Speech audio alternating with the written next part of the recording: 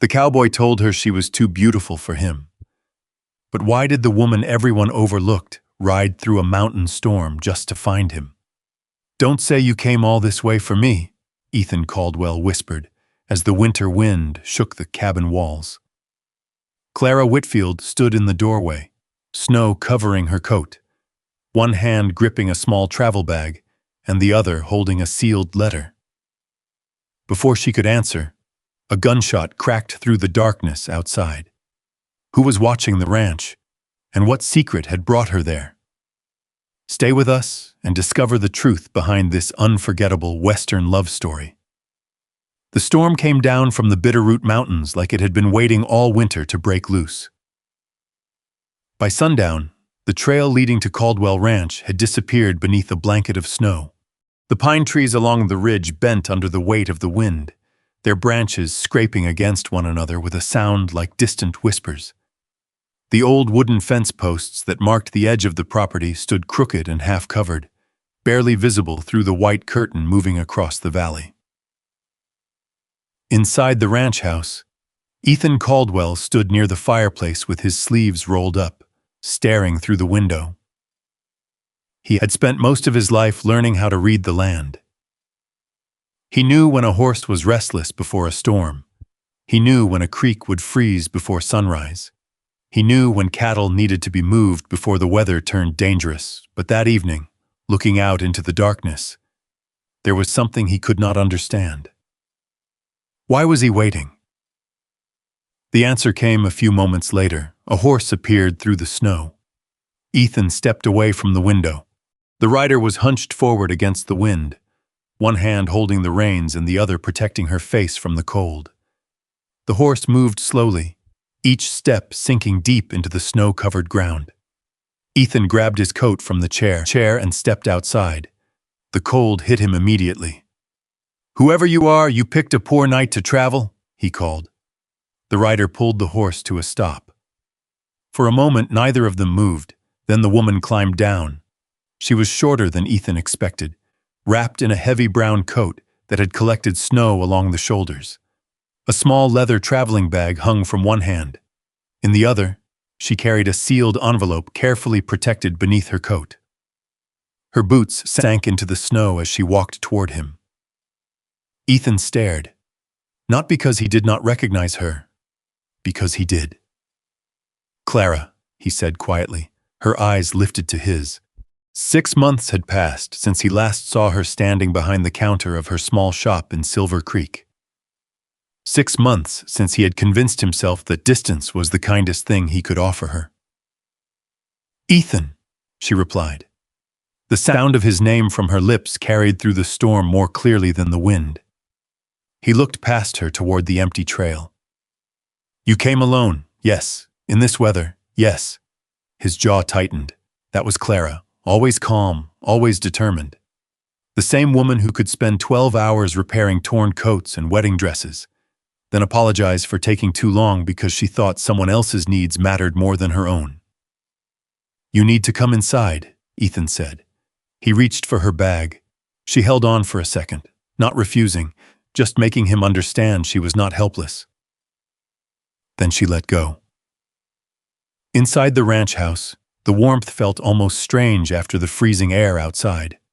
The room was simple: a stone fireplace, a wooden table worn smooth from years of use, a few chairs, shelves holding supplies and books. It was exactly what Clara remembered, except it felt emptier. Ethan closed the door behind them and locked it against the wind. "You can stay tonight," he said. Clara looked at him. "I didn't ride all the way here to stay one night." The words settled between them. Ethan removed his gloves slowly. "Clara." She knew that tone, the same one he used when he was about to make a decision, and did not want anyone arguing with him. "You can't be here." Her expression changed slightly. Not anger, something quieter. "Why?" Ethan looked away. Because he knew the real answer, because every time she was near him, he remembered what it felt like to want something he believed he could never have. "You don't belong here," he said, The fire cracked behind him. Clara stood still. I see. No, you don't. Then explain it. Ethan ran a hand over his face. Outside, the wind pushed against the walls. This place is hard, he said. The winters are long. The work never ends. Some days you wake up before daylight and don't stop until the stars are out. I know, you don't. I know because I've watched you live it. That made him pause. Clara stepped closer. I know how many times you fix that old fence because you don't have the money to replace it. I know you drink your coffee cold because you forget about it while you're working. I know you check every horse twice before you sleep because you don't trust yourself to leave anything undone. Ethan looked at her. She knew, she had always known, that doesn't mean you should choose this life. Her fingers tightened around the sealed envelope. You still don't understand. Understand what? Clara looked directly at him. I didn't come here because I was looking for an easier life. The firelight moved across her face. I didn't come here because I had nowhere else to go. Ethan stayed silent. She took a breath. I came because I chose you. For a moment there was nothing. No wind, no storm. Just those words sitting between them. Ethan looked down. Clara, no. Her voice was gentle, but firm. You don't get to decide what I deserve. He looked back at her. I have nothing to give you. That isn't true. It is. No, Ethan. She shook her head. You have spent so long believing you are the only one who gets to make that choice. He looked at the floor. The man who could face wild weather, broken equipment, and difficult seasons suddenly seemed unable to face one woman standing in front of him. You should have married someone like Samuel Reed, he said quietly. Clara's eyes changed. There it was. The thing she had feared. That he still believed she belonged somewhere else. With a bigger house, she asked. With a better life. A richer man? A man who can give you things. Clara looked at him for a long moment. Then she smiled. Not because she was happy, because she finally understood. You still think that's what matters? Ethan did not answer. She stepped closer to the table and placed the sealed envelope down. What is that? He asked. Something I found. Found where? My aunt's old papers. His attention shifted. Clara noticed. She knew land mattered to him. The ranch was not just property. It was the place where his father had worked, where Ethan had buried his hands in the soil and built a life from almost nothing. There are things you need to know, she said. Before Ethan could ask another question, a sound cut through the night, a sharp crack, a gunshot. Both of them froze. The ranch suddenly felt much smaller. Ethan moved immediately. He stepped in front of Clara without thinking. The old instinct, protect what matters. Another second passed. Nothing. Only the storm. Only the wind. Ethan reached toward the rifle hanging near the door. Stay here, Clara grabbed his arm. No. He looked at her. For a moment they stood there like they had 100 times before. Two people refusing to admit how much they mattered to each other. This isn't the time, Ethan said. It is exactly the time. His eyes met hers. I didn't come all this way to stand behind you while you face everything alone. The words struck harder than she intended, because Ethan knew they were true. Outside, somewhere beyond the walls of the ranch house, something moved in the darkness. Someone had been watching. Someone knew Clara had arrived, and someone did not want her there. Ethan slowly picked up the rifle. For the first time that night, Clara saw something different in his face. Not rejection, not distance, fear, not for himself, for her.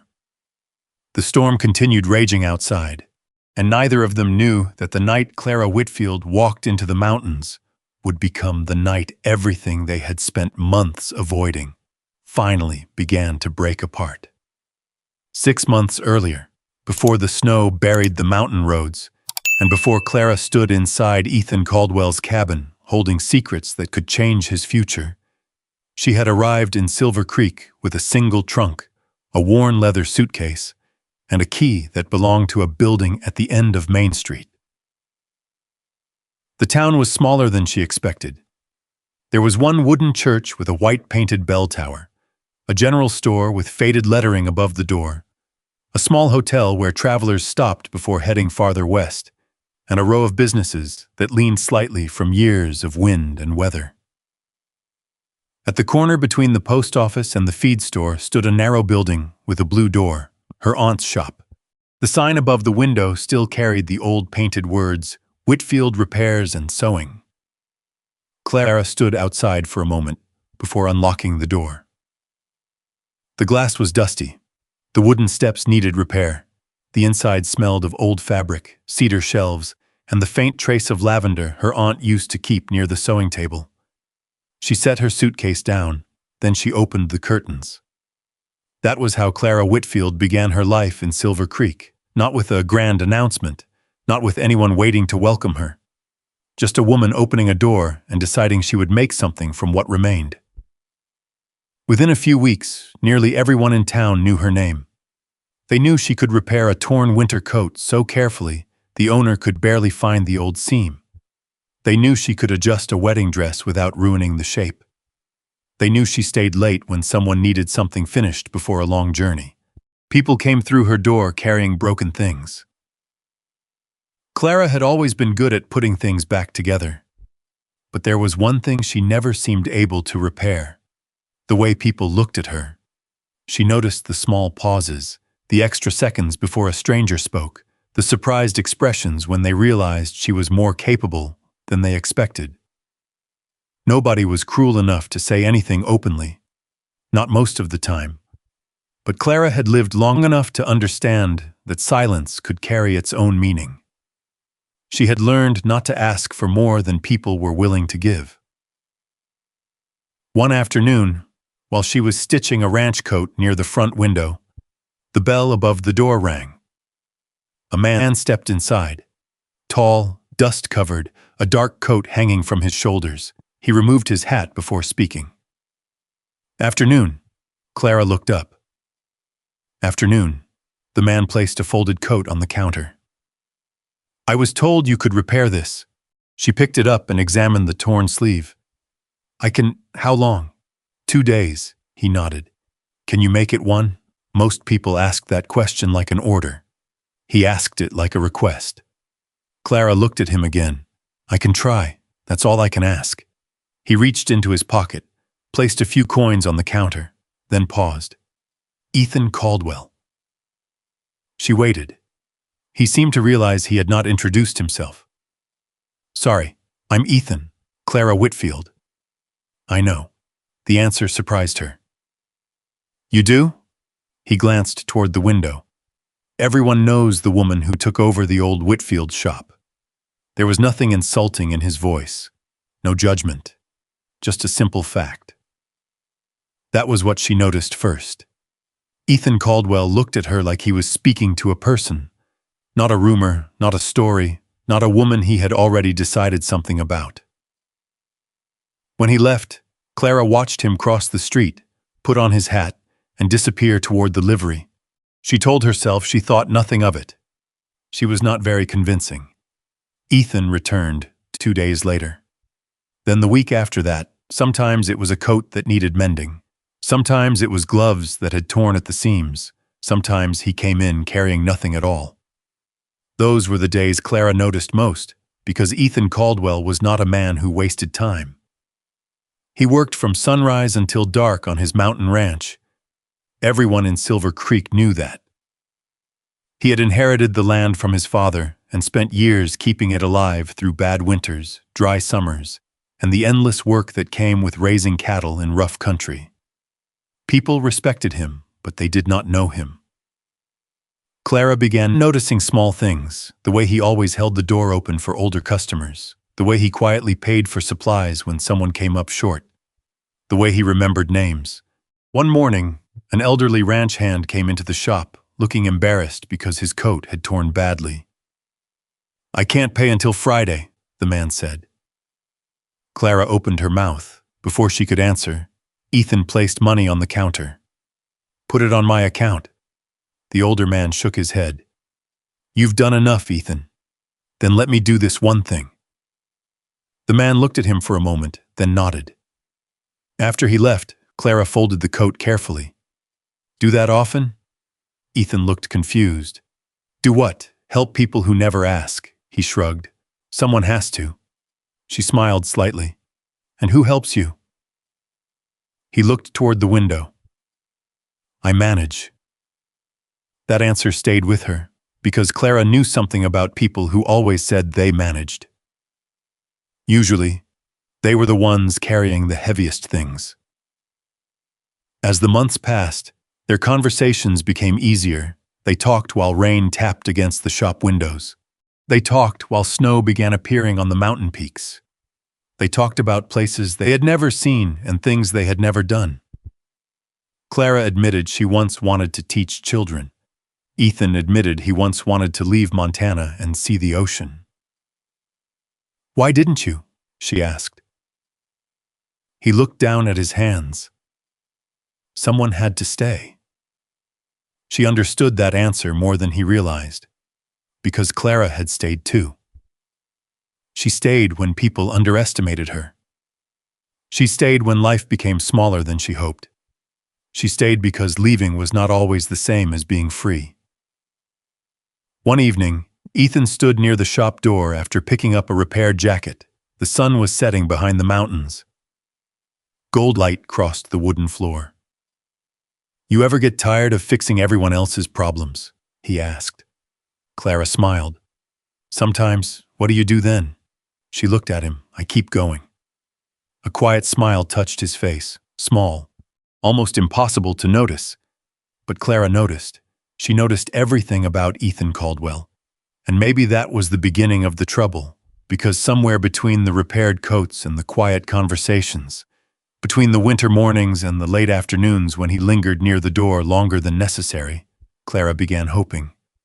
Not for a grand promise, not for a perfect life, just for him to see what she saw.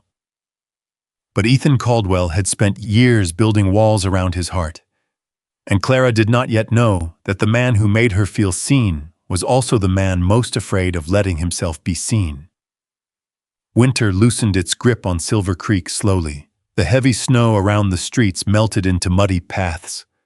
The wooden sidewalks became uneven again, and the sound of wagon wheels returned to Main Street after weeks of silence. Spring arrived in pieces. A few green shoots appeared near the fence lines. The creek behind town started moving again. The mornings were still cold, but by afternoon, sunlight reached through the clouds and warmed the front windows of Clara Whitfield's shop. By then, Ethan Caldwell had become part of her routine. Every Thursday morning, usually just after sunrise, the bell above the shop door would ring. Clara would look up, and there he would be. Sometimes with a torn glove, sometimes with a coat that needed a patch, sometimes with a list of supplies written in his careful handwriting, and sometimes with nothing at all. Those were the mornings when Clara tried hardest not to smile, because Ethan Caldwell was not a man who wandered into town without a reason. He was a man who measured every mile he traveled. Every hour mattered on his ranch. Every task had a purpose. Yet somehow he always seemed to find a reason to stop by. "You need anything repaired today?" Clara asked one morning. Ethan looked down at the coat hanging over his arm. "Seems so." She examined it. "There is one small tear. That's what I was told." She glanced at him. "By who?" "My sister." Clara smiled. Margaret noticed a small tear. She notices everything. That sounds familiar. Ethan looked at her. For a second, neither of them spoke. Then the corner of his mouth moved slightly. Almost a smile. Almost. Clara looked down at the coat before he could notice how much that small expression affected her. Over time, she learned the language of Ethan Caldwell. He did not say much, but he showed things. When Clara mentioned the roof above her shop leaking during a spring storm, Ethan appeared the next morning with a ladder over his shoulder.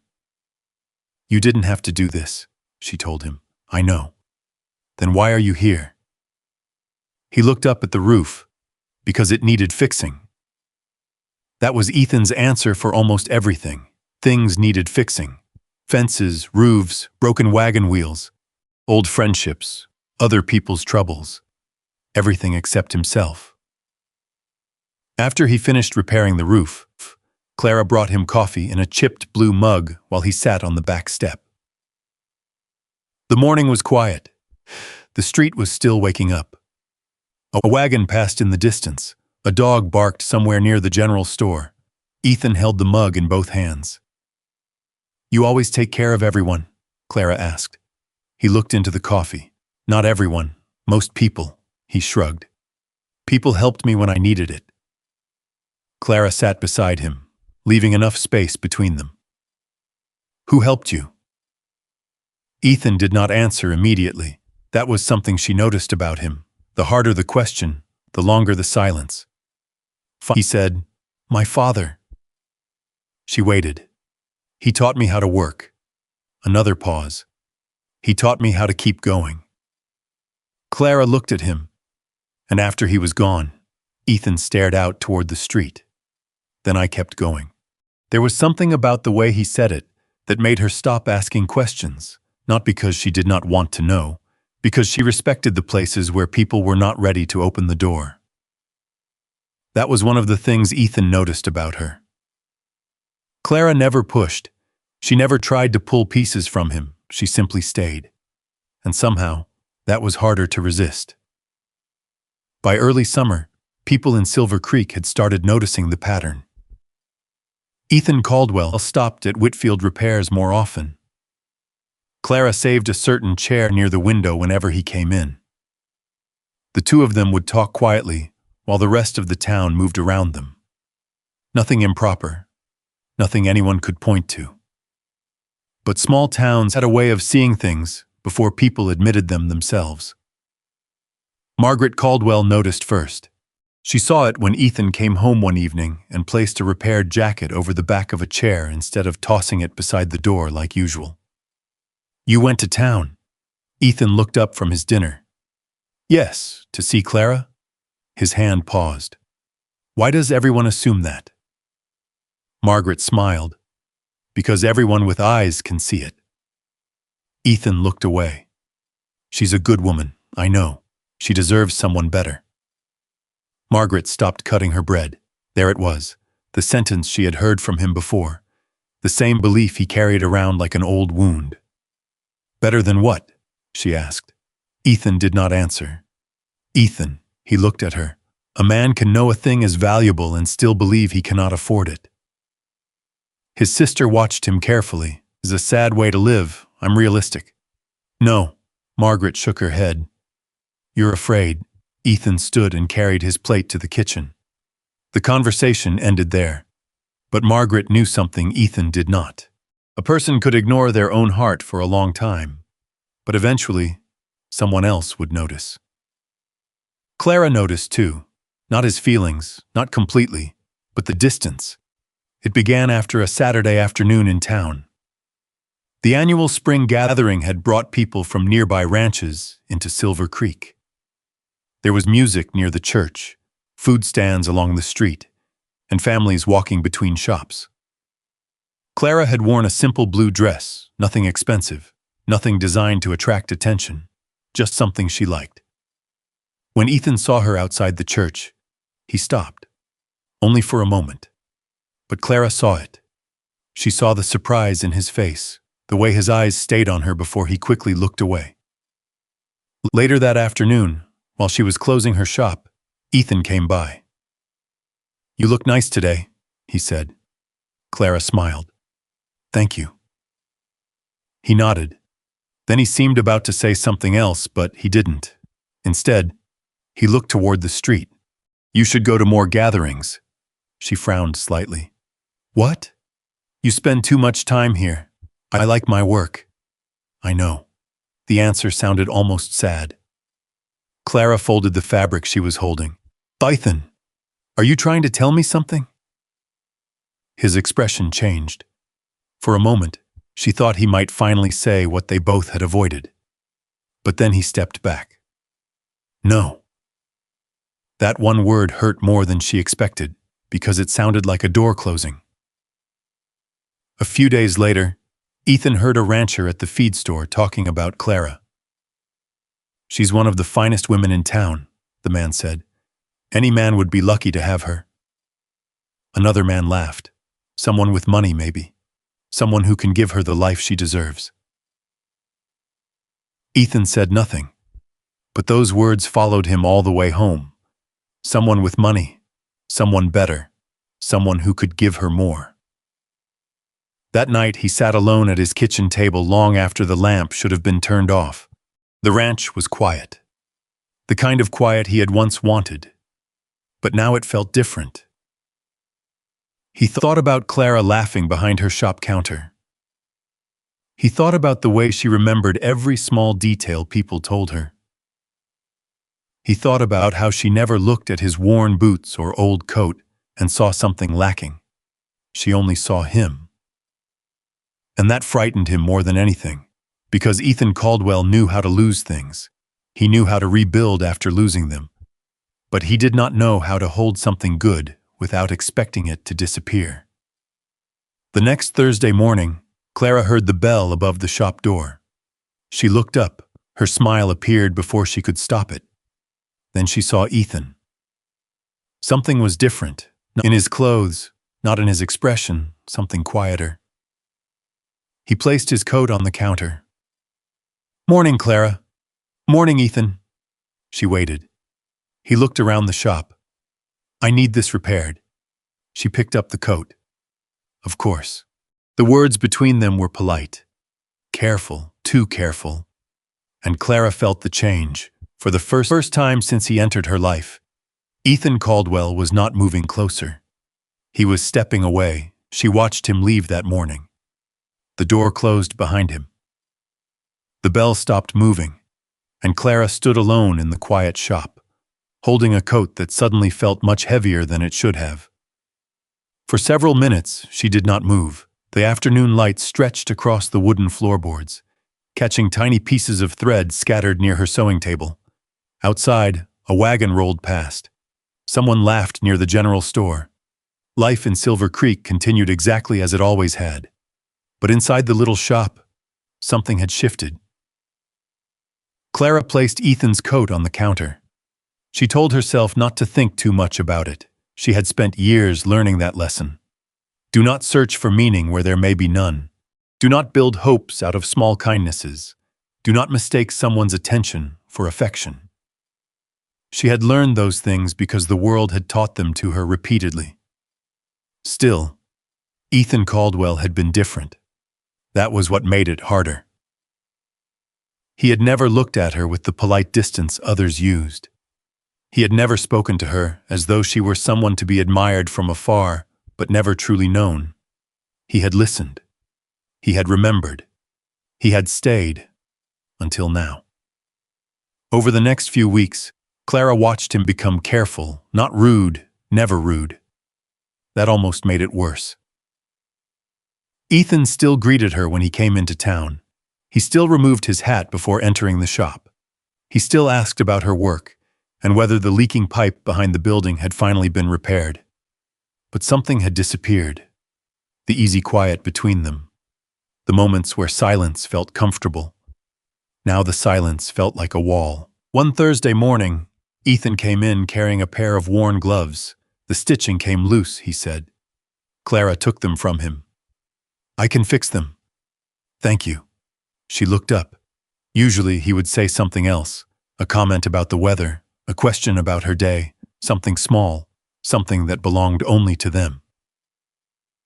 But Ethan simply stood there, waiting. When the gloves were repaired, he placed payment on the counter.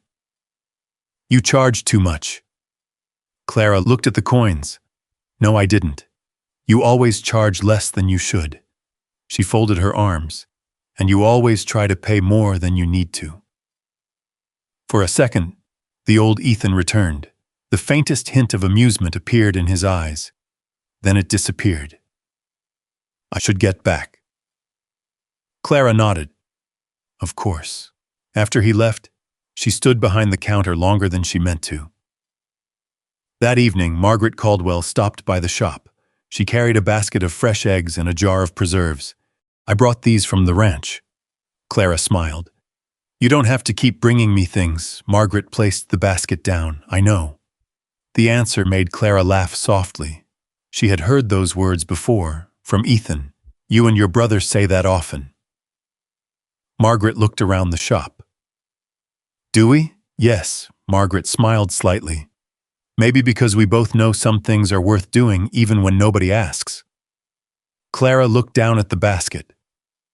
For a moment, neither woman spoke. Then Margaret said quietly, He's worried. Clara's hands stopped moving. Ethan? Margaret nodded. About what? The older woman sighed, about being the wrong choice. Clara looked toward the front window. Outside, the sun was beginning to set behind the distant hills. He never said that. He wouldn't. Then how do you know? Margaret picked up a folded piece of fabric from the counter and placed it back down. Because I have known him his whole life. A pause. He has always believed that if he loves something, he has to protect it by keeping his distance. Clara swallowed. That doesn't make much sense. No. Margaret looked at her. It doesn't. The answer was simple, honest, and somehow that made it hurt more. A week later, Ethan and Clara found themselves alone outside her shop after a supply trip. The day had been warmer than expected. The snow was gone from the lower fields, and the mountains in the distance carried only thin white lines along their peaks. Ethan had helped unload a shipment of fabric from the wagon. He lifted the heavy boxes without complaint. Clara watched him work.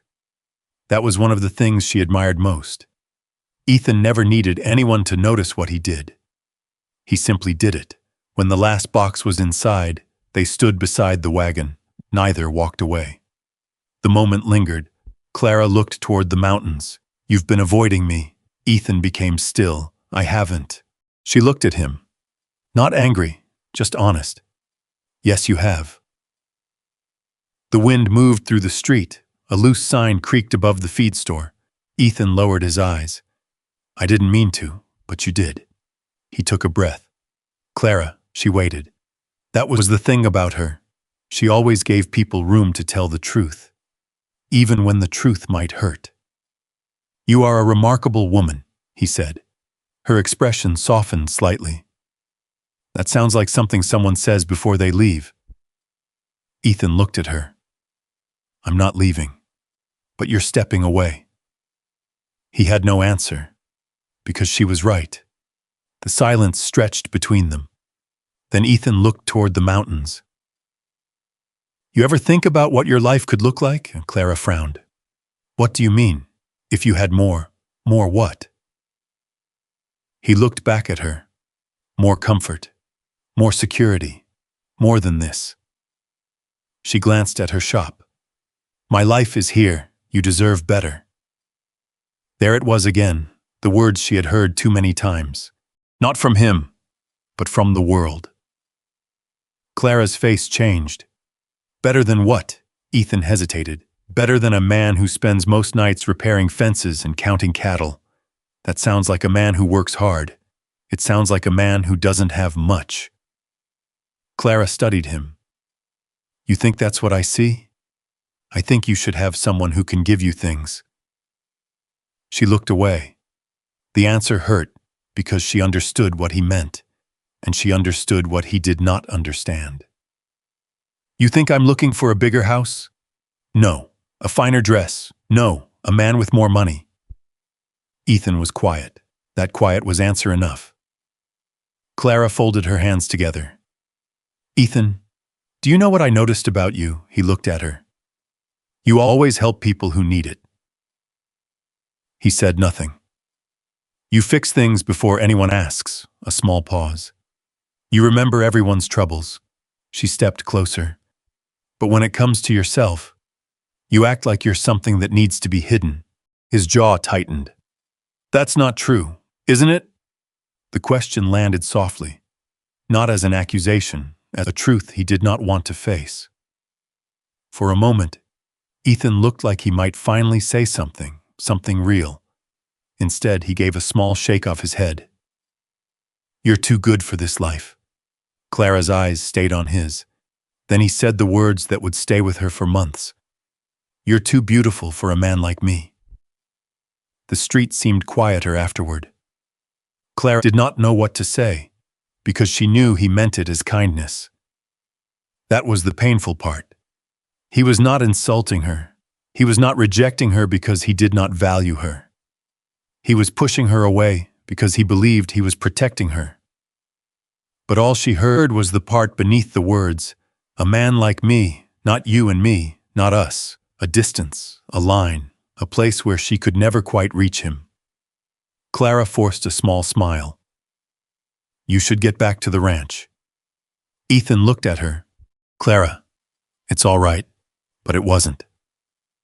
She walked back toward the shop before he could see how much those words had affected her. That evening, she sat alone at her sewing table after the lamps were lit. The town outside slowly became quiet. She looked at the coat she had repaired for Ethan weeks earlier. She remembered every Thursday morning, every conversation, every small moment she had carefully kept. And for the first time, she wondered if she had been holding on to something that was never truly hers.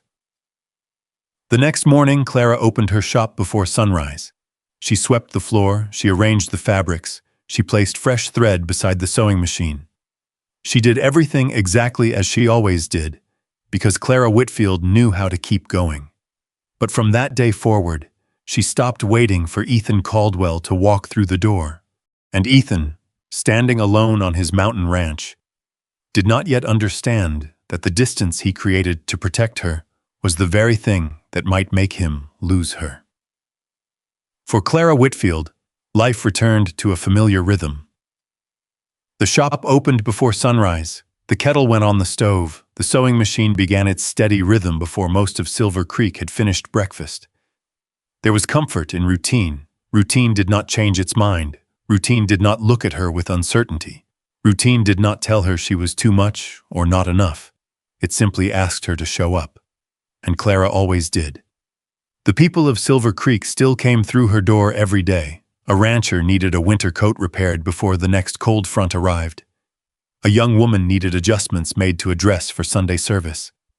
A mother brought in a child's jacket with a torn sleeve and apologized 3 times for the trouble.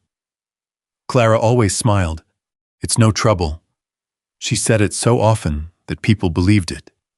What they did not always see was the way she sat alone after closing, rubbing her fingers after hours of work, or the way she sometimes paused near the window when she heard a horse outside, because some habits took longer to disappear than people expected, especially habits built around hope. Ethan still came into town. That was the difficult part. If he had disappeared completely, perhaps it would have been easier.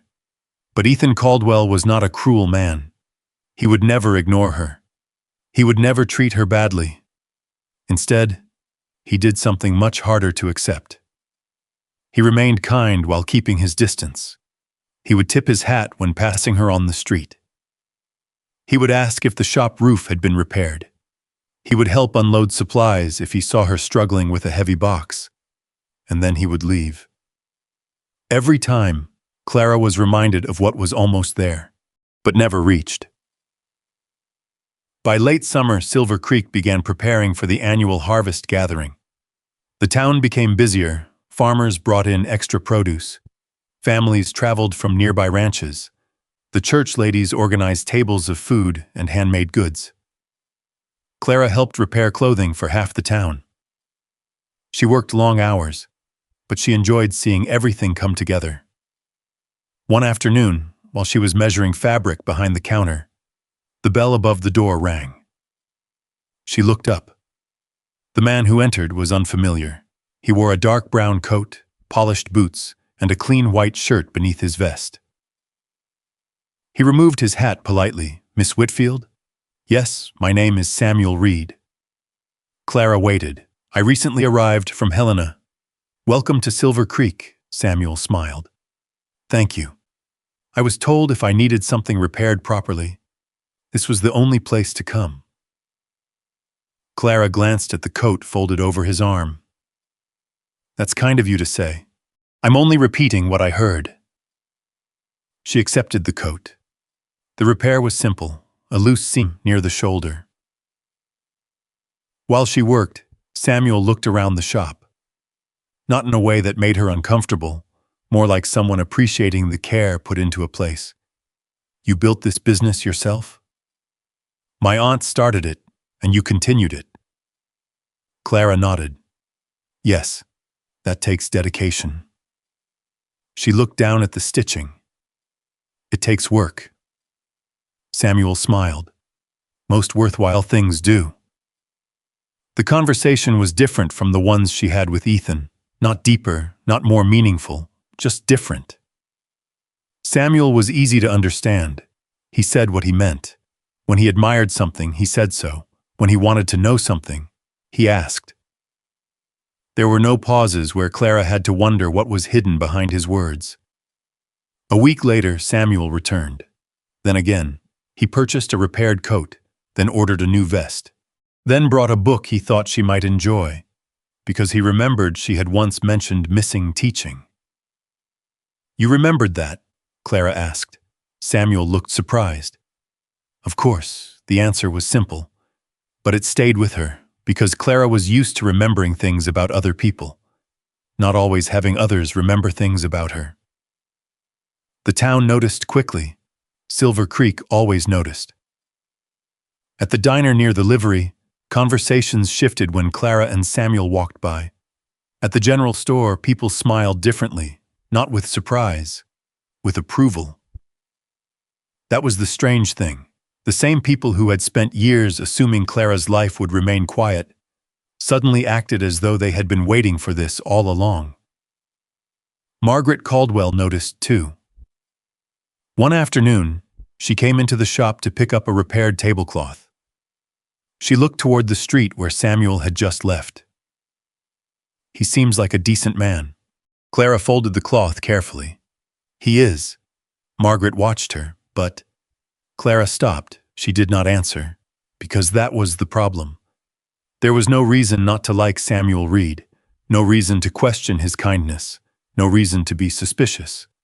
He was exactly the sort of man people expected Clara to choose, a man with a successful business, a man with financial security, a man who spoke openly, a man who did not make her wonder. That should have made everything simple, but it did not. A few days later, Samuel invited her to dinner at the hotel dining room. Nothing extravagant, just a quiet meal, the kind of evening where two people could talk without the entire town listening. Clara almost refused, then she stopped herself. Why? Because she knew. She knew exactly why.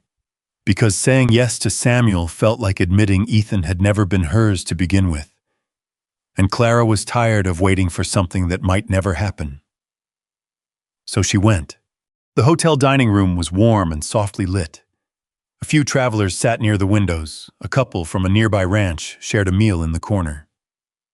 Samuel pulled out her chair. He asked about her childhood. He listened when she answered.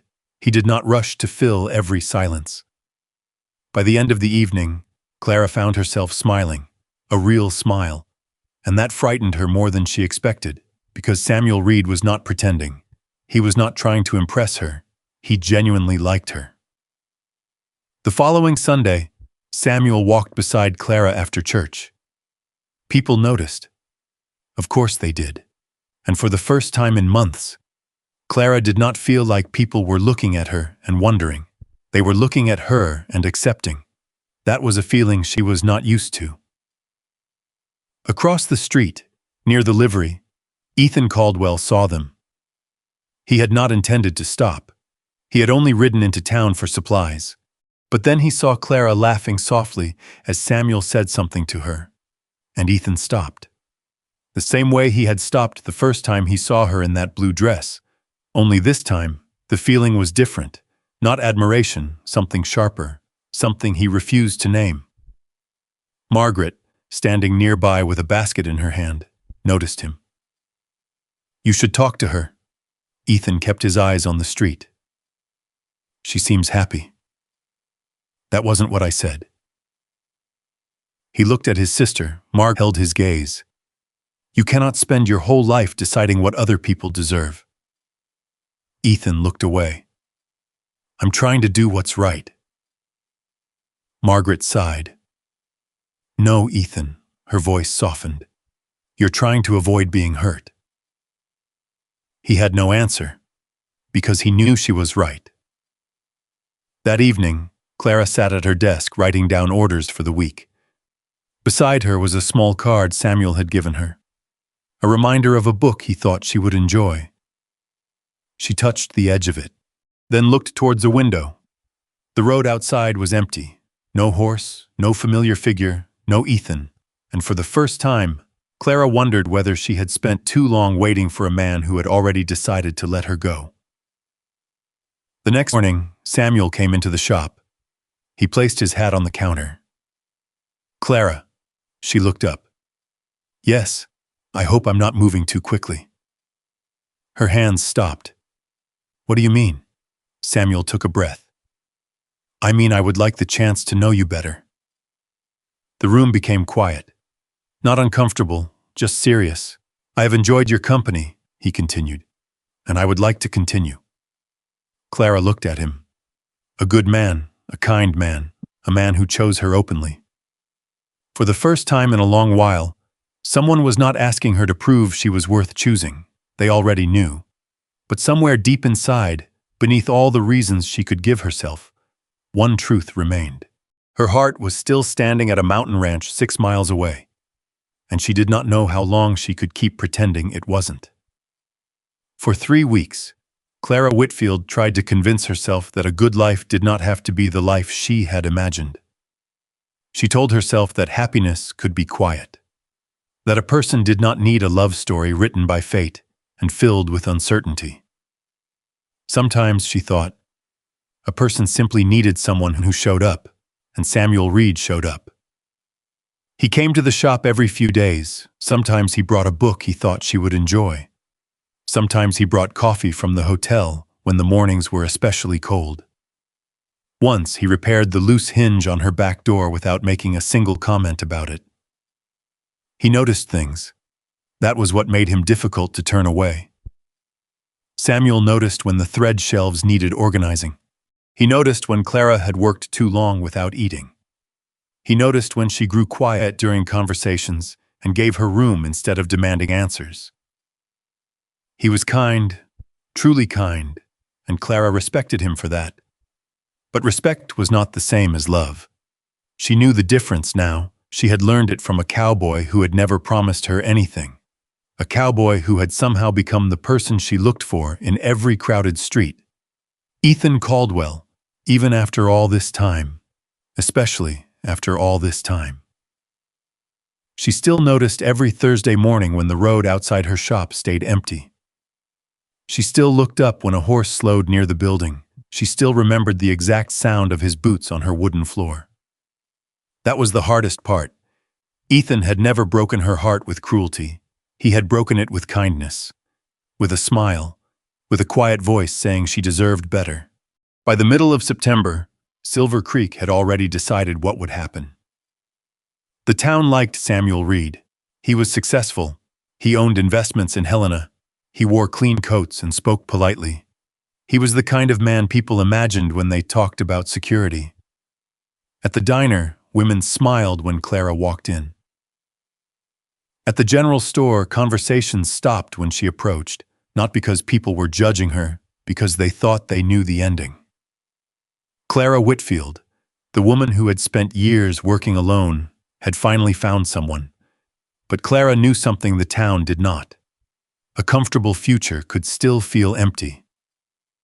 One evening, Samuel walked Clara home after dinner. The sun had already disappeared behind the mountains. The street lamps along Main Street had been lit, casting soft circles of light onto the wooden sidewalks. They stopped outside her shop. Samuel removed his hat. "Clara." She looked at him. There was something different in his voice. Not nervous, careful, yes. He held his hat in both hands. "I want to ask you something." She waited. "I have spent enough time in Silver Creek to know what kind of woman you are." Clara lowered her eyes slightly. "I don't think anyone knows exactly what kind of woman I am." Samuel smiled. "I think you underestimate yourself." She did not answer. He continued, "I came here expecting to stay a few months, and now I find myself looking for reasons not to leave." The words were gentle, honest. "I would like to build something with you, Clara." The street was quiet. A horse shifted somewhere near the livery. A door closed in the distance. Samuel looked at her. "I'm not asking for an answer tonight." A pause. "But I hope you will consider it." Clara looked at him for a long moment. Then she nodded. "Thank you for being honest with me." Samuel smiled. "I think honesty is the only way anything worthwhile begins." After he left, Clara stood outside her shop for several minutes. The night air was cool. The mountains beyond town were dark shapes against the sky. She went inside. She locked the door, she lit the lamp, and she sat at her sewing table without touching a single piece of fabric. Because she knew. She knew she could marry Samuel. She knew she could have a respectable life. She knew people would tell her she was fortunate. And maybe she would be. But there was the question she could not silence. Could she spend the rest of her life with a good man while wondering about the one who had never chosen her? The answer came before she wanted it to. No. The next morning, Clara closed the shop early. She left a note on the door, "Back tomorrow." Then she walked to the livery. The stable boy looked surprised. "Going somewhere, Miss Whitfield?" "Yes." "Far?" She glanced toward the mountain road. "Yes." The boy looked at the sky. Dark clouds were gathering beyond the peaks. "Looks like weather coming." Clara tied her coat tighter. "I know." She rented a horse and started the long ride toward Caldwell Ranch. The road climbed steadily. The town disappeared behind her. The familiar sounds of Silver Creek faded until there was only the wind, the horse's footsteps, and her own thoughts. She had walked that road in her mind 1,000 times, but never like this, never with a decision waiting at the end. By the time the ranch appeared, the sun was low. Ethan was outside near the fence line, repairing a broken section. He looked up when he heard the horse and froze. For a moment, neither of them spoke. Then he lowered the hammer. "Clara?" She climbed down from the horse. "I need to talk to you." Something in her voice made him straighten. "Is something wrong?" She shook her head. "No." Then she looked at him. "That's the problem." Ethan frowned slightly. She walked closer. "I need you to listen." He nodded. So she told him about Samuel, about the proposal, about the fact that she had not answered.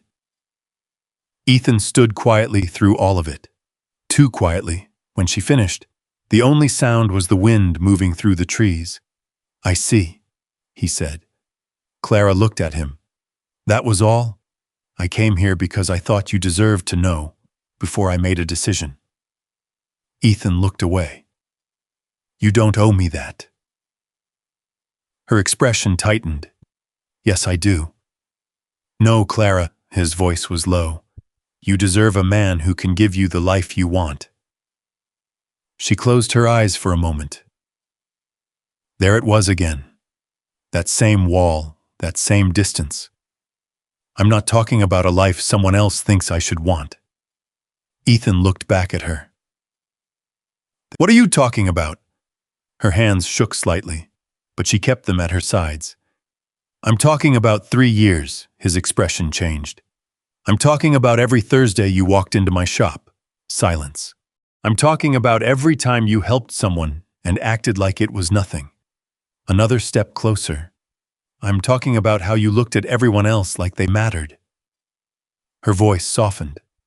But you never believed you mattered. Ethan swallowed. Clara, no. She shook her head. I have spent months trying to understand what you meant. The wind moved between them. I have wondered if I imagined everything. Ethan looked down. She saw it, the guilt, the regret. But still, he said nothing. That hurt more than she expected. I need to know the truth.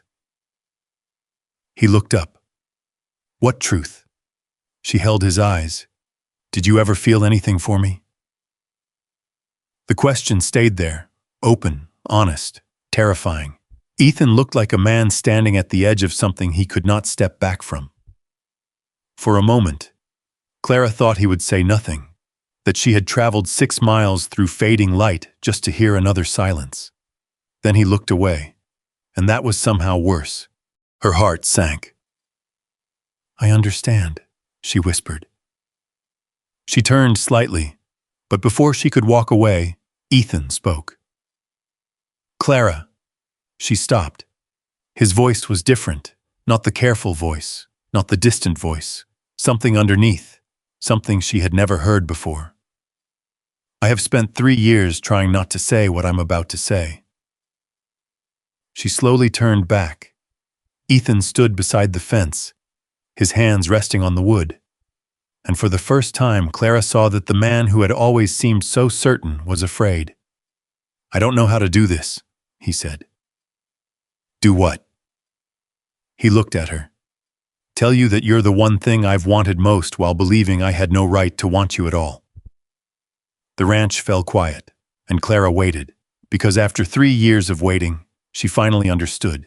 The silence between them had never meant there was nothing there. It meant neither of them had been brave enough to speak. The wind moved across the Caldwell ranch, carrying the scent of pine and cold earth through the valley. Clara stood near the fence line waiting. For years, she had imagined this moment. She had imagined Ethan finally telling her what he felt. She had imagined it happening in 100 different ways. A quiet morning at her shop, a conversation after church, a simple sentence spoken while he held a cup of coffee. She had never imagined standing beside a ranch fence at sunset, with her heart exposed and a horse waiting behind her. But maybe that was fitting. Nothing about Ethan Caldwell had ever been simple. He looked at her for a long moment. Then he stepped away from the fence. Every Thursday, he said quietly. Clara watched him. What? Every Thursday morning, he looked down at his hands. I told myself I was going into town because I needed something repaired. The corner of his mouth moved slightly. A coat, gloves, a saddle strap, something. Clara said nothing, but after a while I stopped believing my own excuses. The evening light faded behind the mountains. I wasn't going for the repairs. His eyes lifted to hers. I was going because you were there. Clara's breath caught. Ethan continued slowly, like each word had to be pulled from somewhere he had kept locked away for too long. I would ride 6 miles into town after waking before dawn, work all morning, and tell myself I was only stopping by because I needed supplies. A small pause, but the truth was, those mornings were the best part of my week. Clara looked at him. The man standing in front of her was the same man who had pushed her away, but somehow he also looked different. Less guarded, less certain, more honest. You knew? She asked. Ethan frowned slightly. Knew what? That I cared about you. The question stayed between them. He looked away. I hoped. Her heart tightened. You hoped? I was afraid. The answer came so simply that Clara almost forgot to breathe. Ethan walked a few steps closer. I was afraid, because every time I looked at you, I saw everything I had spent years convincing myself I couldn't have. The old barn stood behind him, the wooden walls glowing orange from the setting sun. "You had built something," he said. "You had a business, a reputation, a place in this town." He shook his head, and I was just a rancher trying to keep a piece of land alive. Clara's expression changed. "Ethan, no, let me say this." His voice was quiet but firm. "I need you to understand." She nodded. "I thought if I told you how I felt, I would be asking you to give up something." He looked toward the mountains. "A woman like you should have choices." Clara stepped closer. "I did have a choice." Ethan looked at her. "And I chose you." The words seemed to stop him. For a moment, he said nothing. Then he looked down. "I didn't think you would." Clara's eyes softened. "Why?" He gave a small, almost humorless laugh. "Because I know what people see when they look at me." She waited. A man with an old ranch, old equipment, a house that needs repairs, a life that is more work than comfort. He swallowed. "And I know what they see when they look at you." Clara looked away. She understood that sentence too well. Everyone had always seen something about her, her kindness, her skill, her reliability, but rarely the woman underneath. Ethan noticed. "I know what people say." She looked back at him. "About me, about everyone." He shook his head. "They talk like they know what makes someone valuable." A pause. "They don't." Clara looked at him carefully. "Then why did you believe them?" Ethan had no immediate answer. The question reached somewhere deeper. Finally, he said, "Because it was easier to believe I wasn't enough than to risk finding out I was wrong." The honesty of it hurt. Not because it was cruel, because Clara knew that feeling. She had spent years believing she had to be grateful for being appreciated, even when she wanted to be chosen. She looked toward the ranch house. "Samuel Reed is a good man." Ethan nodded. "I know. He would treat me well. I know. He could give me things you cannot." Ethan looked down. "Yes." Clara stepped closer. "But that isn't what I'm asking for." His eyes met hers. "I don't need a man who gives me everything because he thinks I lack something." The wind moved through the grass. "I need someone who stands beside me." Ethan stared at her. Not because he disagreed, because he was hearing something he had needed to hear for a long time. "You really mean that?" Clara smiled sadly. "I rode 6 miles through the mountains to tell you." That was the first time he smiled. Not the small expression she had learned to catch. A real smile. A tired, honest one. Then the smile faded. "I'm sorry." Clara looked at him. "For what? For making you feel like I didn't choose you?" Her expression softened. "Ethan, I did choose you." His voice became stronger. "I just never believed I had the right to say it." The space between them disappeared slowly, not with a grand gesture, not with words meant for a crowd, just two people finally standing in the same place. "I should have told you sooner," Ethan said. "Yes," the answer surprised him. And Clara smiled slightly. "I'm not going to pretend you didn't make things difficult."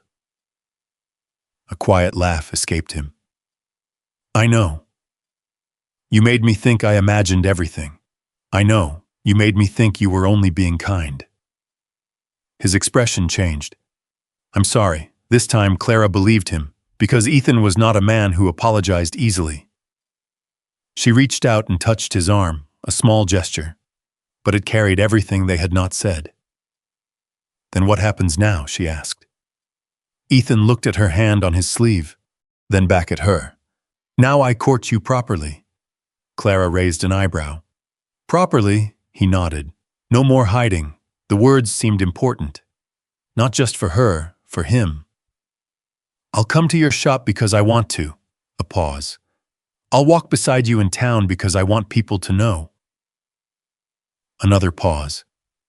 "And I'll stop deciding for you what kind of life you should have." Clara smiled. "That last one may take practice." Ethan looked almost embarrassed. "Probably." For the first time in months, she laughed. The sound carried into the quiet evening, and Ethan watched her like he was seeing something he had nearly lost. They stood together until the last light disappeared behind the mountains. Neither of them rushed. Neither of them needed to. When Clara finally turned toward her horse, Ethan walked with her. At the gate, she stopped. "You know Samuel will be waiting for my answer." Ethan nodded. "I know, and I need to speak with him honestly. You should." She studied him. "You're not going to tell me what to do?" A faint smile appeared. "I'm learning." Clara smiled back. Then she mounted her horse. Before she rode away, Ethan said her name.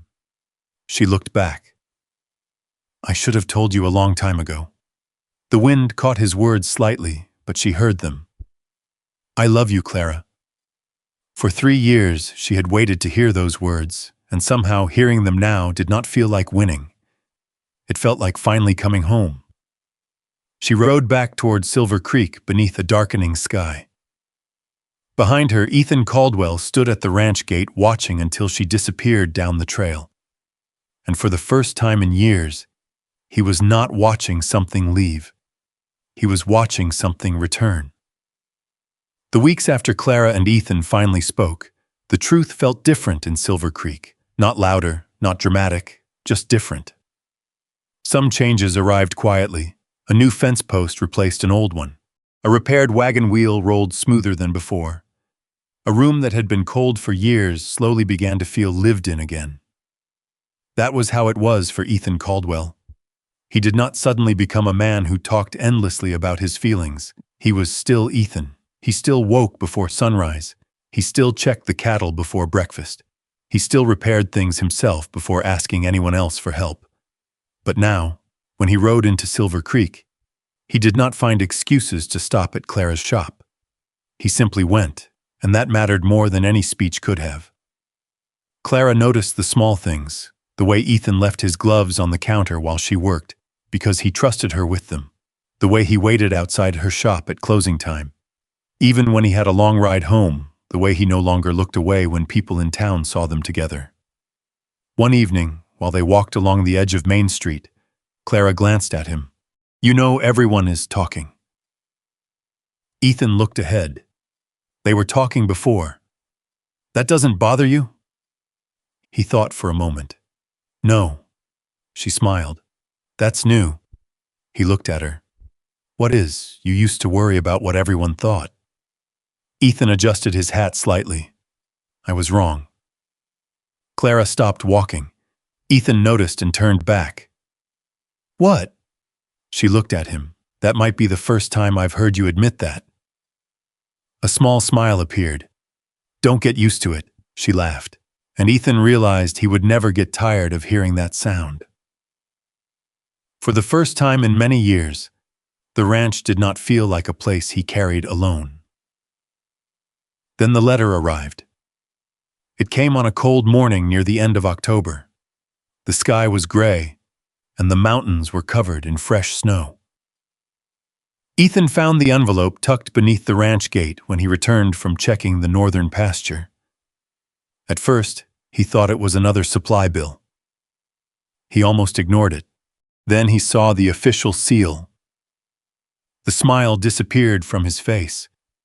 Inside the envelope was a legal notice. The words were formal, cold, distant, but Ethan understood enough. A company from Helena was claiming ownership rights connected to his ranch. The notice stated there was an old dispute regarding the original land records. It gave him a limited amount of time to respond. Ethan read it twice. Then he folded the paper carefully. He did not tear it. He did not throw it away. He simply stood there beside the gate, holding the document while the wind moved through the empty fields, because he knew what land meant. This was not just a piece of ground. This was the place his father had built, the place where Ethan had spent his whole life, the place where he had finally allowed himself to imagine Clara standing beside him. That evening, Clara knew something was wrong before he said a word. He arrived at the shop later than usual. His horse was tired. His shoulders were tense. She set down the fabric she was cutting. What happened? Ethan hesitated. That hesitation told her everything. He placed the envelope on the counter. Clara opened it. She read slowly, then she looked up. Walter Grady, Ethan noticed. You know that name? Clara folded the paper. I have heard it before. Where? She looked toward the back room. For a moment, she said nothing. Then she walked to an old wooden cabinet near the wall. It belonged to her aunt. Inside were years of receipts, letters, business papers, and documents Clara had not fully organized since taking over the shop. She pulled out a small box. I wasn't sure why I kept these. Ethan watched her. My aunt kept everything. Clara opened the box. Inside were old papers tied together with faded string. She carefully removed the top pages. There, Ethan stepped closer. Clara pointed to a name written on one of the documents. Walter Grady. The room became quiet.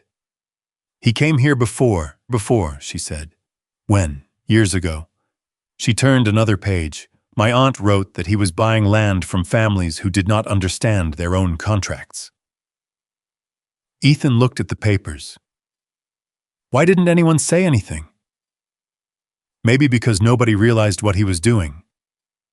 Clara continued reading. He was polite. He wore a good coat. He spoke like a businessman.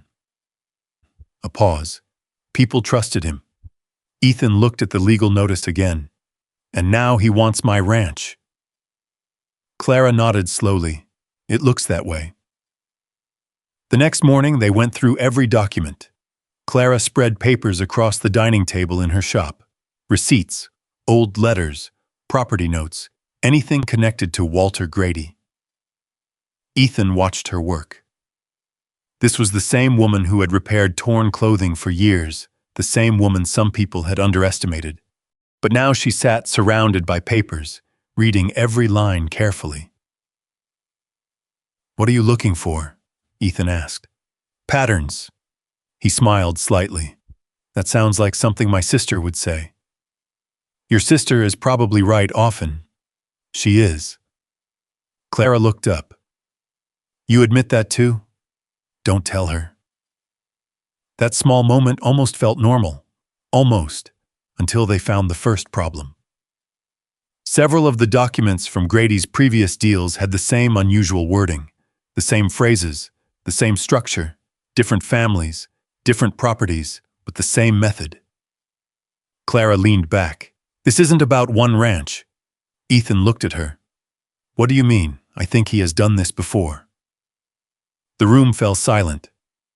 Outside, snow began falling again, the kind of snow that covered tracks, the kind that made everything look untouched. But Clara knew better. Some things were hidden beneath the surface. They only needed someone willing to look. Over the next few days, she began asking questions. Quietly, carefully. She visited families who had dealt with Grady's company. She listened. She wrote things down. She did not tell people what to think. She simply asked them to remember. Ethan wanted to stop her. Not because he doubted her. Because he was afraid. One evening, as she prepared notes near the fireplace, he stood by the door. Clara. She looked up. I don't want you involved in this. She studied him. Why? It's dangerous, her expression softened. Ethan. I mean it, I know. He looked frustrated. I can handle this. I know you can. Then why? Clara placed the paper down. Because you still think protecting me means standing in front of me. The words were gentle, but they reached him. She walked closer. I don't need you to carry every burden alone. Ethan looked at her. What if something happens? Then we face it. The answer was simple, certain, just like the first night she arrived. Ethan remembered the storm, the gunshot, the way she had stood in front of him and refused to become someone who waited safely behind. He lowered his eyes. You really are stubborn, Clara smiled. Yes. A quiet laugh escaped him. I was afraid of that. You knew that already. I did. For a moment they stood there together. Then Ethan reached for her hand. Not to protect her, not to pull her away, just to stand beside her. Neither of them knew yet how far Walter Grady's plan reached. They did not know how many families had already been threatened. They did not know that Clara's aunt had left behind the first piece of a puzzle that could expose everything. But they knew one thing. This time, they would not face the storm separately.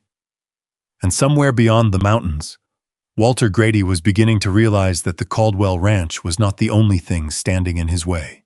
There was a woman in Silver Creek who had spent years repairing broken things, and she had just started putting the truth back together. The first thing Clara Whitfield learned about fighting powerful men was that they rarely looked powerful at first. Walter Grady did not arrive in town shouting. He did not threaten anyone in the streets. He did not wear the face of a villain from a storybook. He arrived in a clean coat, with polished boots and a calm voice. That was what made him dangerous. People trusted men who looked like they belonged. The first time Clara saw him, he was standing outside the bank speaking with two ranch owners. He smiled, he shook hands, he spoke about investments and growth and opportunities. Anyone watching from a distance might have thought he was simply another businessman trying to build something in Montana territory. But Clara had learned something from her aunt's papers. Sometimes the most carefully wrapped packages contained the most troubling things. Walter Grady's name appeared too many times, always connected to land, always connected to families who suddenly found themselves fighting to keep what had belonged to them. Clara spent her evenings at the small table behind her shop, the same table where she once repaired torn dresses and stitched worn coats. Now it was covered with documents, receipts, maps, letters, property records. A lamp burned beside her until late into the night. Ethan would sometimes arrive after finishing his ranch work and find her still sitting there. "You should sleep," he would say. Clara would look up from the papers. "You should too." He would have no answer because they both knew they were the same in that way. Neither of them knew how to stop when something mattered. One morning, Ethan placed a fresh cup of coffee beside her before she noticed him. She looked up. "You made this?" "Yes." She took a sip. "You remembered how I like it?" Ethan shrugged. "You told me once." Clara smiled. "And you remembered." He looked away. "I remember most things about you."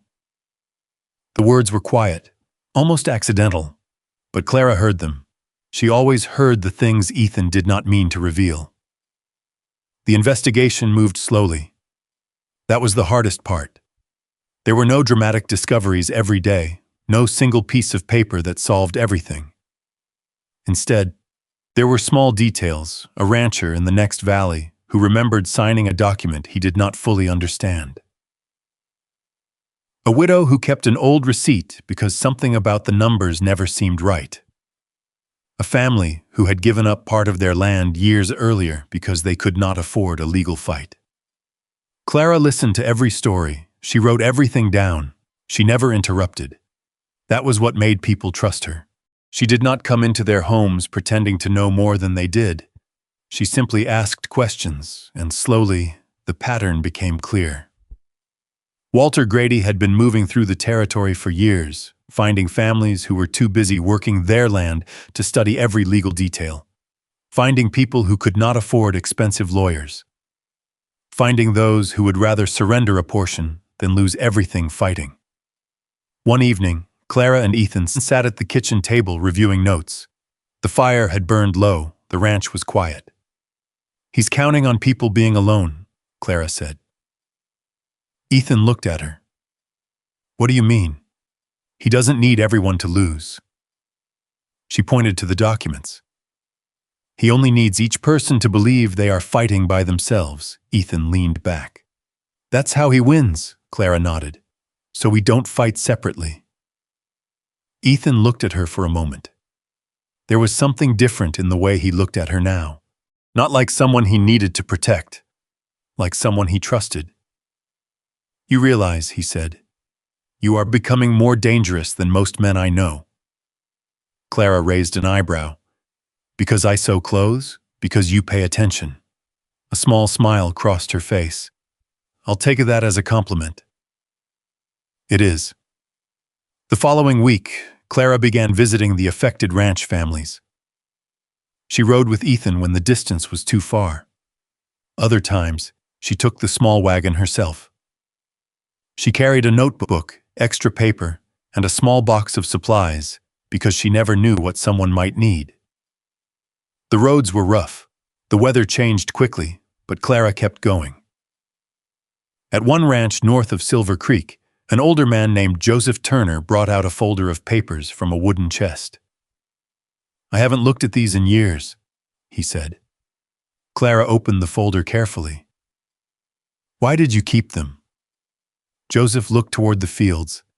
Something always felt wrong. Inside were copies of agreements connected to Grady's company. Clara read through them slowly, then she looked up. This helps, Joseph frowned. You're sure? Yes, the old rancher shook his head. Funny. What? I've had these papers sitting here for 5 years. Clara smiled faintly. And now they matter. He looked at her. No. He shook his head. They mattered the whole time. The words stayed with her, because they applied to more than documents. Some things had value long before people recognized it. When Clara returned to the ranch that evening, Ethan was waiting near the gate. You were gone all day. I was working. You always say that, because it's usually true. He looked at her horse, then at the notebook in her hand. I worry. Clara softened. I know. I don't like you riding alone. I know. I don't like that Grady may know what we're doing. I know that too. Ethan sighed. You always have an answer. No. She smiled slightly. I just listen before I answer. That made him quiet. Because that was Clara. She did not fight loudly. She did not need to. Her strength had never been in making people fear her. It was in making people realize they had underestimated her. A few days later, Walter Grady made his first move against her. Not directly. That was not his style.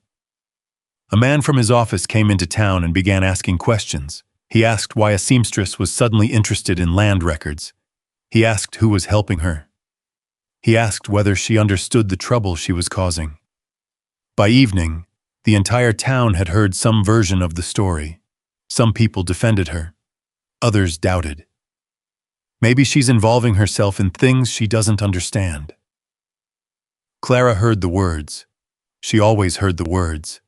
But this time, something had changed. Years ago, those comments would have made her smaller. Now they only made her pick up another piece of paper, another record, another name, another detail.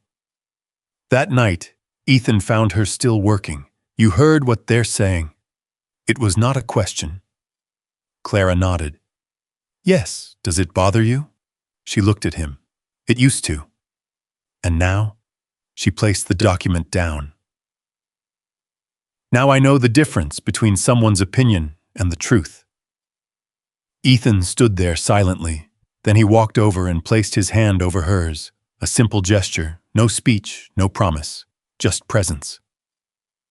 The next morning, Clara found something unexpected waiting at the shop. An envelope, no name, no return address.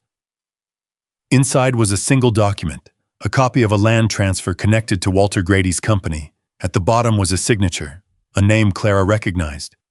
She read it twice, then a third time.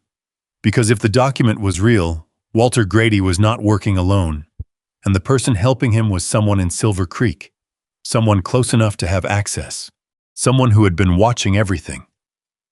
Clara folded the paper carefully, for the first time since this began. She felt the danger move closer. Not from the mountains, not from some distant land office, from inside the town she called home. And when Ethan walked through the door that afternoon, he knew immediately from her face that something had changed. What happened? Clara handed him the document. He read the name, then looked up. Neither of them spoke, because now they understood. They were no longer just defending a ranch. They were uncovering a secret that someone had spent years trying to keep buried. The name at the bottom of the document changed everything. Ethan Caldwell read it one more time. Then he placed the paper on Clara's table. "Are you certain?" Clara nodded slowly. "I know that signature." The room was quiet except for the ticking clock above the doorway. Outside, Silver Creek moved through another ordinary afternoon. A wagon rolled down Main Street. The blacksmith's hammer struck metal in the distance. Children ran past the shop carrying sticks they had turned into pretend rifles. Everything looked normal, but Clara and Ethan knew better. The person connected to Walter Grady's land scheme was not some stranger passing through town. It was someone who had been here, someone who knew the families, someone who knew exactly which properties were vulnerable. Ethan picked up the document again. Douglas Hale. Clara nodded, the land registrar. For a moment, neither of them spoke. Douglas Hale was not a man people suspected. He had worked in Silver Creek for years. He attended church. He donated to community events. He knew every rancher who came through the land office. He was the kind of person people trusted, because they had no reason not to. That was what made the discovery worse. "How long?" Ethan asked. Clara looked at the document. "I don't know, but long enough." "Yes." The answer settled heavily. Ethan walked toward the window. "I should have seen something." Clara looked at him. No, he had access. He had everyone's trust. Ethan turned back. That should have meant something. It did. She gathered the papers together carefully. It meant he knew exactly how to hide. That was the difference Clara had learned. Some people hid by staying away. Others hid by standing in plain sight. Over the next several days, Clara and Ethan worked more carefully than ever. They stopped discussing details in public. They kept the documents locked away. They shared information only with those they trusted. Benjamin Hale, the lawyer from Missoula, whom Clara had contacted through a letter, sent word that he would arrive within the week. Until then, they continued gathering everything they could. And Clara continued doing what she had always done. Listening, that was how she found the truth. Not by forcing it, not by demanding answers, by letting people speak. At the diner near the hotel, she sat with Joseph Turner and two other ranch owners who had received notices from Grady's company.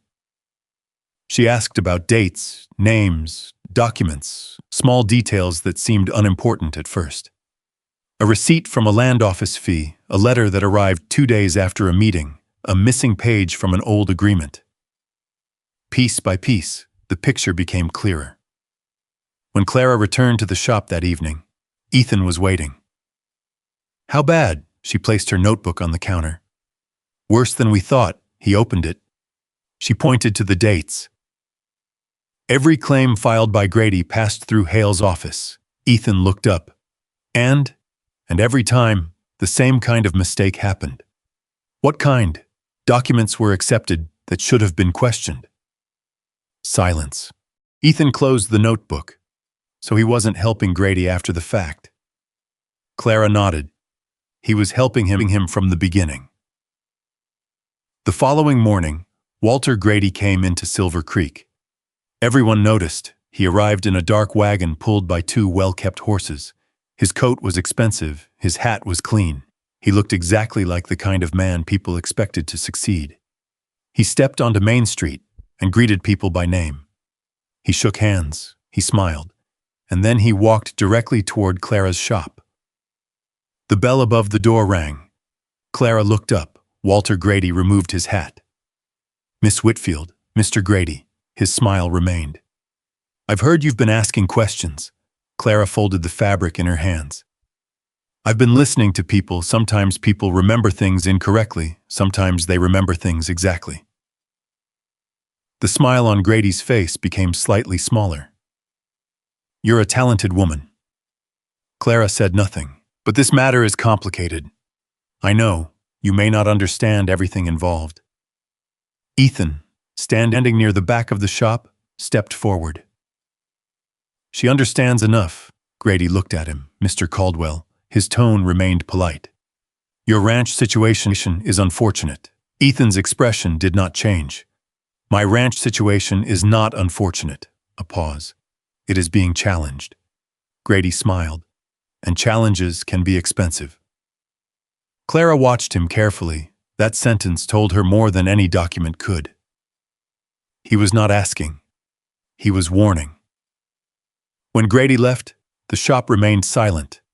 Then Clara returned to the papers. Ethan looked at her. You all right? She nodded. Yes, but her hands moved slightly slower than before. Ethan noticed. He always noticed. He tried to scare you. Yes, did it work? Clara looked at him. No. A small smile appeared, but it reminded me why this matters. That evening, Benjamin Hale arrived in Silver Creek. He was a quiet man in his 40s with wire-rimmed glasses, a worn leather briefcase, and the habit of reading documents twice before speaking. After reviewing the papers Clara had collected, he leaned back in his chair. This is organized. Clara looked surprised. I kept notes. No, he tapped the documents. You created a timeline. He looked at Ethan. Who did this? Ethan smiled slightly. Clara. Benjamin looked back at her. Miss Whitfield, you realize most people spend years trying to find what you found in a matter of weeks. She shook her head. I just followed the details. That is exactly what investigators do. The room went quiet, because Clara was not used to hearing those words. Investigator, not seamstress, not helper, not the woman who repaired things, someone who found answers. Benjamin continued reading. The evidence suggests Grady has been using false claims across multiple counties. Ethan leaned forward. Can we stop him? Benjamin closed the file. Yes, a pause. But we need more. How much more? Ethan asked. Enough that nobody can dismiss this as a disagreement between landowners. Clara looked at the papers. Then we find it. The next week changed the way Silver Creek looked at Clara Whitfield. Not all at once, not because everyone suddenly apologized. Change rarely happened that cleanly. It happened through small moments. The ranchers who once questioned why she was involved began bringing her documents. The families who had ignored old records started searching through trunks and drawers. People began stopping at her shop not only for repairs, but for answers. The woman they had always seen behind a sewing machine was now the person they needed at the center of the room. One afternoon, a rancher named Thomas Reed came into the shop carrying a worn folder. I found something. Clara looked up. What is it? My father's old land papers. She opened the folder. Inside was a copy of a letter. Her eyes moved across the page, then she stopped. Thomas, he leaned closer. What? This letter mentions a survey. So, the survey number. She pointed. It matches the one Grady used for Ethan's claim. The room went still. Another piece, another connection, another crack in the wall Walter Grady had built. That evening, Clara and Ethan stood outside the shop after closing. The town was quiet. The lamps along Main Street glowed softly. You know what's strange? Ethan said. What? For years, people looked at you and thought they knew who you were. Clara looked at him. And now? He looked toward the lit windows of the shop. Now they're finally paying attention. She smiled faintly. I don't need them to see me, I know. He took her hand. But I'm glad they finally do. The next morning, Benjamin Hale received the final document they needed. A record from the territorial office showing a pattern of approvals connected directly to Douglas Hale. The evidence was no longer a suspicion. It was a case, and Walter Grady knew it. By sunset, word spread through Silver Creek that something had changed. The woman everyone once underestimated had become the person standing between their homes and losing everything. And Clara Whitfield, the same woman who once believed she would never be chosen, now stood in the center of a fight that required everything she had. The town was finally seeing her. But Walter Grady was not finished. and he was about to make one final attempt to prove that he still controlled the game. The first sign came in the form of silence. For 3 days after Benjamin Hale prepared the documents for the territorial court, Silver Creek felt strangely still. Usually the town carried its news loudly, a new horse arriving at the livery, a shipment coming late, a family argument overheard through an open window. But this was different. People knew something serious was happening. They simply did not know what would happen next. Clara noticed it whenever she walked down Main Street. Conversations paused, not because people were avoiding her, because they were watching, waiting. For years, Clara Whitfield had been the person everyone looked through. Now she was the person everyone looked toward. It was an unfamiliar feeling, and she was still learning what to do with it. One morning, as she unlocked the door to her shop, she found a small bundle of papers tucked beneath the handle. No name, no message, just documents. She carried them inside and placed them beside the lamp. Ethan arrived an hour later. "You found something." It was not a question. Clara looked up. "Yes." He removed his gloves and stepped closer. "More from Grady?" She shook her head. "I don't know." They read through the pages together. The papers were copies of property agreements. Old ones, some dated more than a decade earlier. At first, they looked ordinary. Then Clara noticed something. The signatures. Ethan looked closer. "What about them?"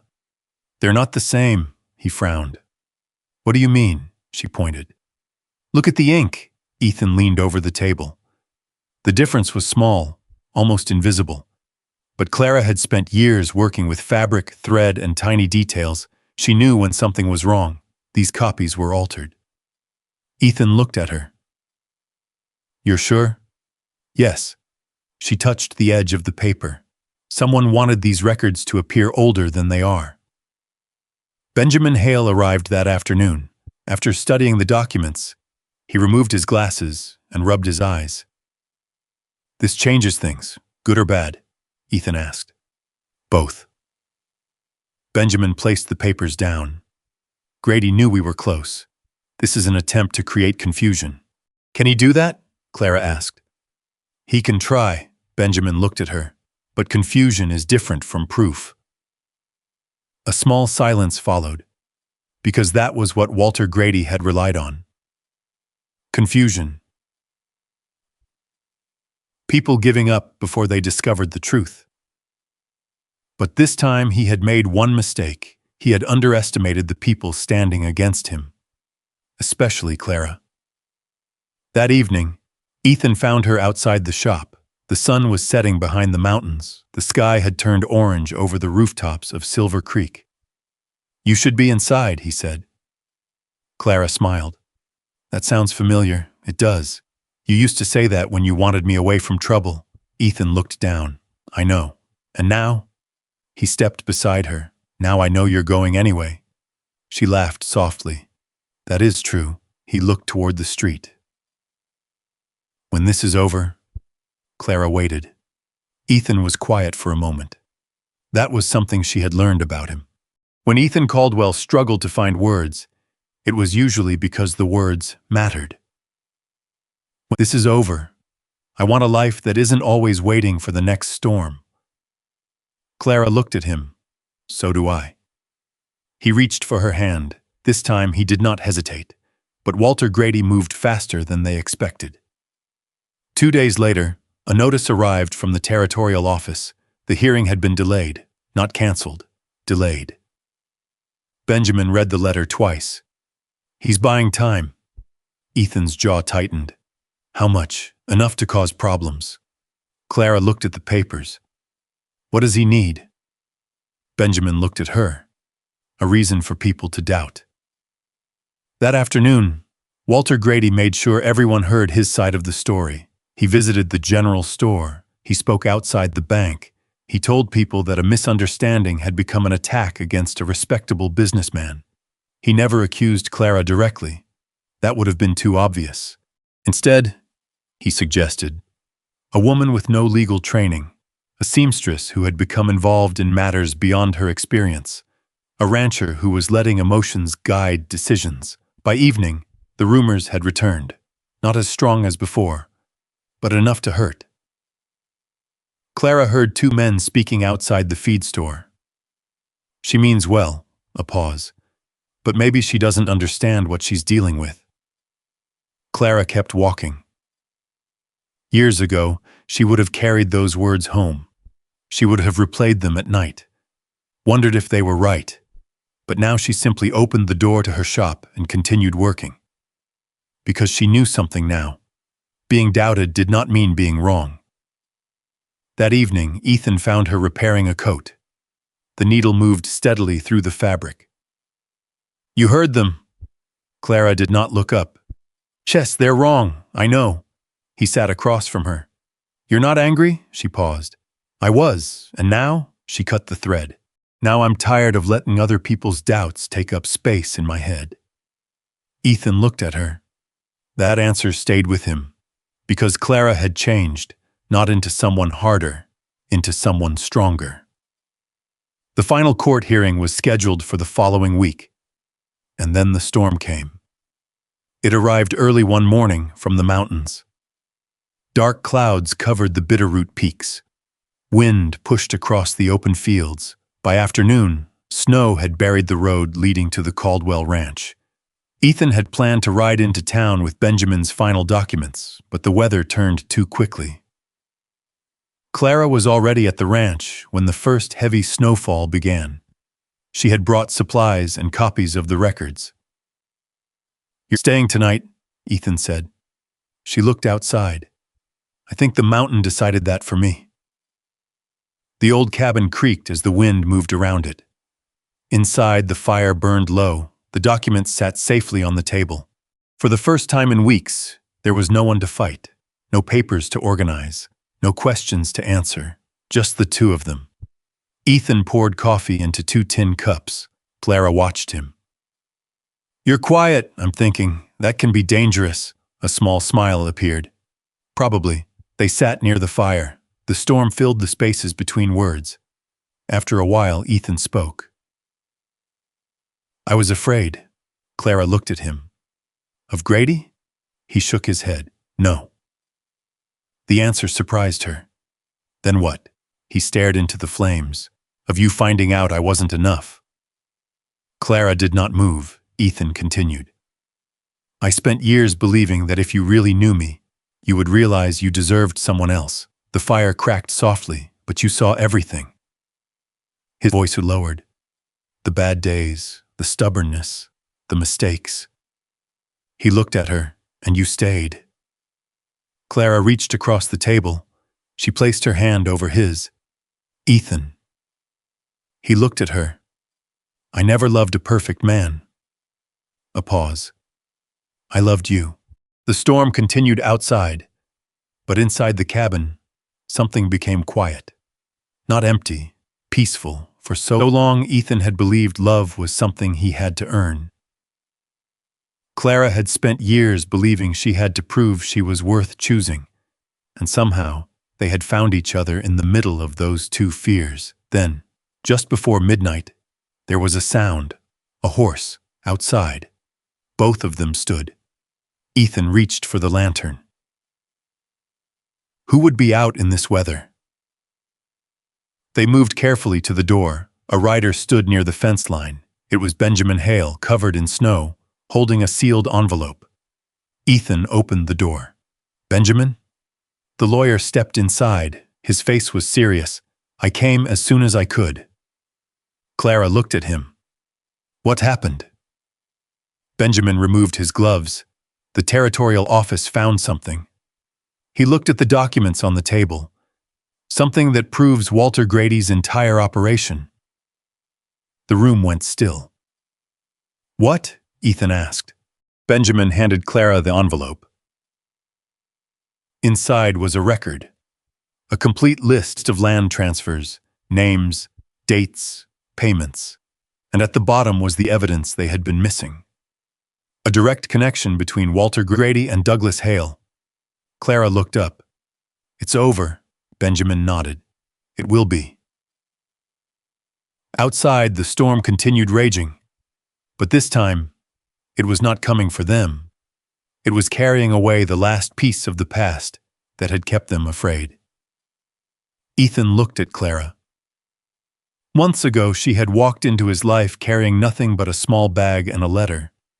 Now she stood beside him with the truth in her hands, and he finally understood. She had never come to be rescued. She had come because she already believed they could stand together.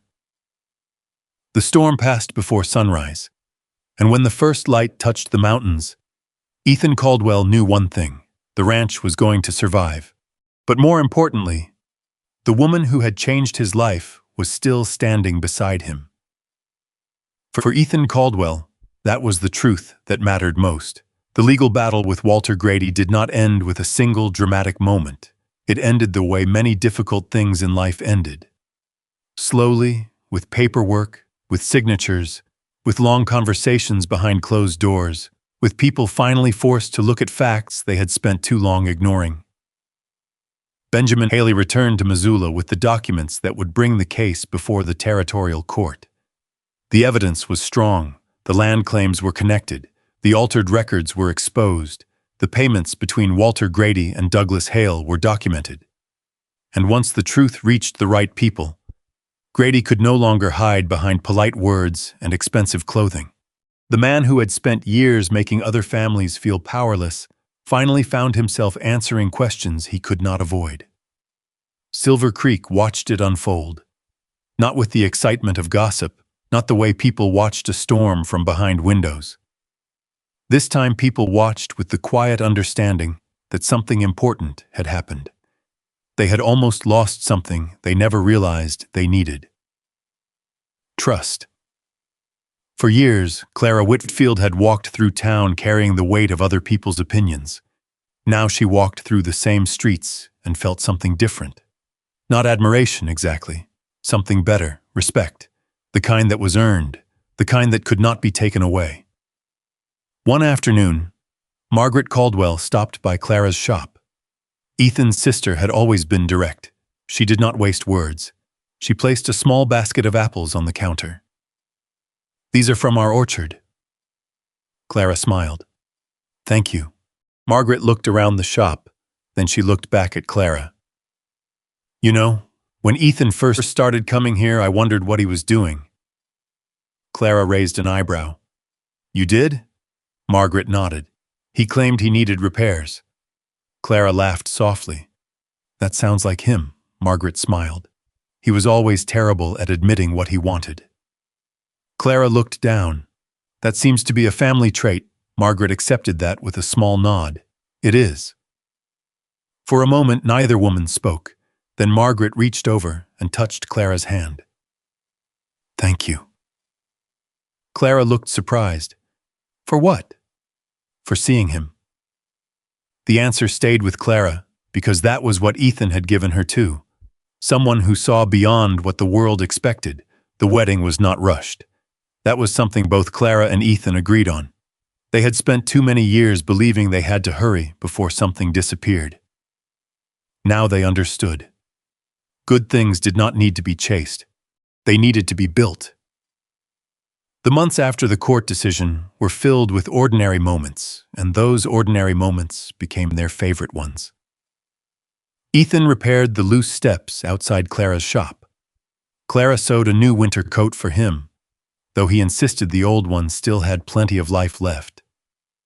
"You said that about your saddle too," she told him. "My saddle is fine. It has been repaired 6 times. It still works," she smiled. "You and that saddle have a lot in common." He looked at her. "That's supposed to be an insult?" "No." She folded the coat. "It means you both survive." That made him quiet, because Ethan knew exactly what she meant. The wedding took place in early spring. Silver Creek had spent years watching Clara Whitfield stand alone. Now the entire town gathered to watch her walk toward something she had once thought she might never have. Not a rescue, not a reward, a partnership. The small church near Main Street was full. The wooden benches creaked beneath neighbors, ranchers, shop owners, and families who had known Clara for years. Some remembered the young woman who arrived carrying boxes of fabric and a few personal belongings. Some remembered the woman who repaired their coats during winter. Some remembered the woman they had underestimated. But everyone there understood something now. They had been wrong about her. Clara wore a simple dress she had made herself. Nothing extravagant, nothing meant to impress, just something that felt like her. Before the ceremony began, Ethan stood near the front of the church. He looked calmer than anyone expected, until Margaret noticed his hands. "You're nervous." Ethan looked at his sister. "No." She raised an eyebrow. His hands immediately gave him away. Margaret smiled. "You spent years riding through storms alone." "Yes, and now you're afraid of standing in front of a few people?" Ethan looked toward the church doors. "I'm not afraid of them." Margaret followed his eyes. She understood. "You're afraid because it matters." Ethan said nothing because she was right. When Clara entered, the room became quiet. Not because she demanded attention, because she had earned it.